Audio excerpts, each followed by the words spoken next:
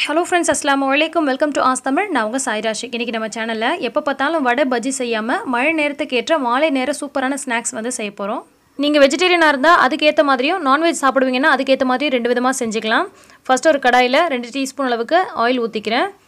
2 medium size வெங்காயத்தை நீளமா cut பண்ணி வச்சிருக்கேன். அதை சேர்த்துக்கிறேன். ஒரே ஒரு பச்சை மிளகாய் இத வந்து நீளமா இந்த மாதிரி பொடியா கட் பண்ணி வச்சிருக்கேன். அதையும் சேர்த்துக்கிறேன். அரை கப் அளவுக்கு முட்டைக்கோஸை வந்து நீளமா கட் பண்ணி அதையும் சேர்த்துக்கலாம். கேரட்டை இந்த மாதிரி நீல வாக்குல கட் பண்ணி சேர்த்துக்கோங்க. 1/4 கப் அளவுக்கு குடமிளகாயை கட் பண்ணி சேர்த்திருக்கேன். குடமிளகாய் இல்ல அப்படினு சொன்னா அதை நீங்க ஸ்கிப் பண்ணிக்கலாம். இப்போ நம்ம தேவையான அளவுக்கு உப்பு சேர்த்துடலாம். இத வந்து நம்ம 1 by 1 சேர்த்து வதக்கணும் அப்படிங்கற அவசியம் கிடையாது. எல்லாத்தையும் நீங்க அட் a டைம்ல போட்டுட்டு அதுக்கு அப்புறமாவே வந்து வதக்க ஆரம்பிக்கலாம்.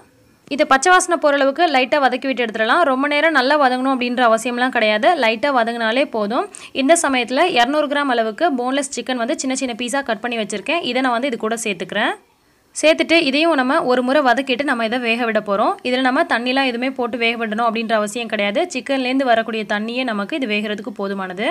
நீங்க நான்வெஜ் சாப்பிட மாட்டீங்கன்னா இதல சேர்க்கக்கூடிய இந்த சிக்கனை மட்டும் நீங்க ஸ்கிப் பண்ணிக்கோங்க. இப்போ இந்த சிக்கன் வந்து நம்ம வேக விட்டுறலாம். இத ஒரு மூடி போட்டு நம்ம வேக விட்டோம் அப்படினு சொன்னா அந்த சிக்கன்ல இருக்கக்கூடிய தண்ணி பாத்தீங்கன்னா வெளியில வரும். அதுவே வந்து இந்த சிக்கன் வந்து வேகிறதுக்கு போதுமான அளவா இருக்கும். இப்போ வந்து ஒரு 3 நிமிஷம் போல நான் வந்து சிக்கனை வேக விட்டேன். பாருங்க லைட்டா வந்து தண்ணி எல்லாம் வந்து சுண்டி தண்ணி வெளியில வந்து மறுபடியும் தண்ணி சுண்டி வரும். அந்த சமயத்துல நமக்கு சிக்கன் நல்லா வெந்திருக்குன்னு அர்த்தம். இப்போ நான் மூடி ஓபன் பண்ணி ஒரு முறை கலந்து விட்டுக்கிறேன். சிக்கன் நல்லாவே வெந்திருக்கு. இந்த சமயத்துல 1 டீஸ்பூன் அளவுக்கு கரம் மசாலா சேர்த்துக்கிறேன். கரம் மசாலா இல்லன்னு சொன்னா சிக்கன் மசாலா சேர்த்துக்கோங்க.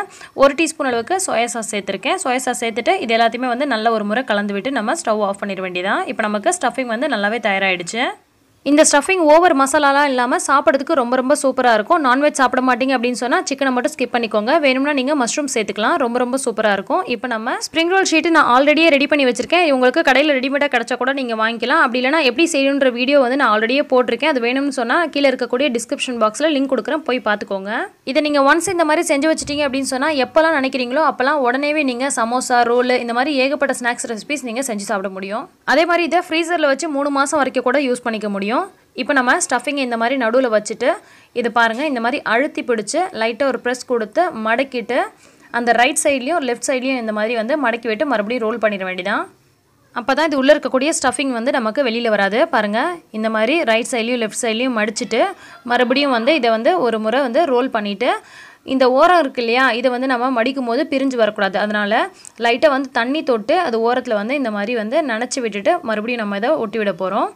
மைதால கொஞ்சமா வந்து தண்ணி கலந்து அந்த பேஸ்ட்டை கூட நீங்க இந்த மாதிரி பண்ணி விட்டீங்க அப்படினு சொன்னா உங்களுக்கு பிரிஞ்சு வராது. நல்லா ஒட்டிக்கும். பாருங்க நல்லா ஒட்டிக்கிச்சு.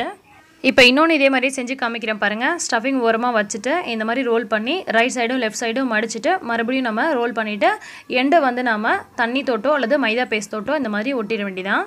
இதே மாதிரியே 1 by 1 நம்ம பொரிக்கிறதுக்கு தேவையான எல்லாத்தையுமே நம்ம ரெடி பண்ணி வச்சிட்டு பொரிக்க ஆரம்பிச்சிடலாம். ஆயில் நல்லா சூடானதுக்கு அப்புறமா போட்டு பொரிச்சுக்கோங்க. போட்டதுக்கு அப்புறமா மீடியம் ஃப்ளேம்ல வச்சுக்கோங்க. அப்பதான் நமக்கு எண்ணெய் வந்து ஜாஸ்தியா இழுக்காது. ரெண்டு சைடுமே நல்லா வேக விட்டு இந்த மாதிரி நொரை அடங்குனதுக்கு அப்புறமா நம்ம எடுத்துறலாம். கரெக்ட்டா இருக்கும். எண்ணெயில பொரிச்ச ஐட்டம் சாப்பிட வேணாம்னு நினைக்கிறவங்க இத அப்படியே நீங்க தவால போட்டு லைட்டா மட்டும் எண்ணெய் ஊத்தி ரெண்டு சைடும் பொரிச்சு விட்டு எடுத்துக்கோங்க. அதுவுமே சாப்பிடுறதுக்கு ரொம்ப நல்லா இருக்கும்.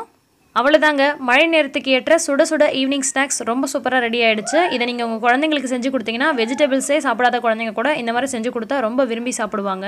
நான் முன்னவே சொன்ன மாதிரி நான்வெஜ் விரும்பாதவங்க சிக்கனை ஸ்கிப் பண்ணிட்டு மஷ்ரூம் கூட நீங்க சேர்த்துக்கலாம். ரொம்ப சூப்பரா இருக்கும். இந்த வீடியோ உங்களுக்கு பிடிச்சிருந்தா லைக் பண்ணி மத்தவங்களுக்கும் ஷேர் பண்ணுங்க. இன்னும் பல சூப்பரான டிப்ஸ் அண்ட் ரெசிபீஸ் உடனுக்குடன் தெரிஞ்சுக்க ஆஸ் தமிழ் சேனலை சப்ஸ்கிரைப் பண்ணுங்க.